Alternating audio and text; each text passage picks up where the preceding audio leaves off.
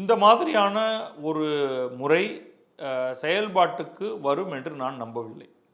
ஏன்னா இதுக்கு இதை நம்ம வந்து கான்ட்ராக்ட் அக்ரிமெண்ட் அப்படின்னு நம்ம சொல்கிறோம்.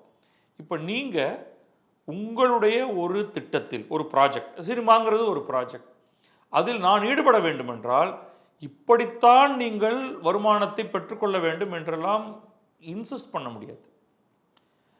யார் இதில் முக்கியமானவர் என்பதை பார்த்து அவர் என்ன கேட்கிறாரோ அதை நீங்கள் கொடுக்கத்தான் வேண்டும். இல்லை நீங்கள் சினிமாவே தயாரிக்க வேண்டியதில்லை. அல்லது இன்னொருத்தர் ரிஜெக்ட் பண்ணிடலாம். இப்போ உதாரணத்துக்கு விஜய் வந்து நடிக்கிறத இந்த படத்தோடு விட்டுட்டாருங்கிற மாதிரி நம்ம கேள்விப்படுறோம். இப்போ இந்த ஜனநாயகன் ஏதோ ஒரு படம் வரப்போகுதுன்னு, அதனால் அவர் பேரை யூஸ் பண்ண வேண்டாம். இப்போ அஜித் எடுத்துப்போம், இல்லை ரஜினி எடுத்துப்போம், கமல், இவங்கெல்லாம் ஒன்று நடிச்சுக்கிட்டு இருக்காங்க. எவ்வளவு வயதானாலும் அவர்கள் நடித்து கொண்டிருக்கிறார்கள். நீங்கள் அவர்கிட்ட போய், ஐயா உங்களுக்கு இனிமேல் ஃபிக்ஸ்டு சேலரி கிடையாதுங்க, எல்லாமே வேரியபிள் தான், நாங்கள் நஷ்டமடைஞ்சால் உங்களுக்கு ஒன்றும் கிடையாது, நாங்கள் லாபம் பெற்றோம்னா உங்களுக்கு ஒரு பர்சன்டேஜ் தருவோம்னு சொன்னால் அவங்க முதல்ல என்ன சொல்லுவாங்க? ஐயா அதாங்க வாசல், நீங்கள் நீங்களாக கதவை திறந்துட்டு போகிறீங்களா இல்லை நான் கதவை திறந்து விட்டுமா அப்படின்னு தான் கேட்பாங்க. மாறாக உங்களுக்கு இதுதான் திட்டம்னே வச்சுப்போம்.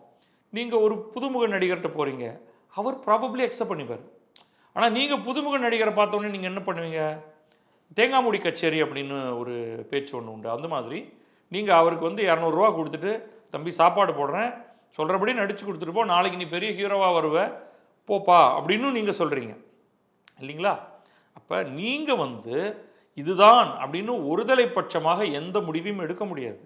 It's a contract. உங்களுடைய ஷரத்துகள் என்ன? என் படத்தில் நடிக்க வேண்டுமென்றால் தயாரிப்பாளராக நீங்கள் வேரியபிள் பே தான், 100% வேரியபிள் பே. படம் லாபம் என்றால் உங்களுக்கு லாபத்தில் பங்கு, படம் நஷ்டம் என்றால் உங்களுக்கு நஷ்டத்தில் பங்கு. அப்பா நஷ்டத்தில் பங்குன்னா என்ன அர்த்தம்?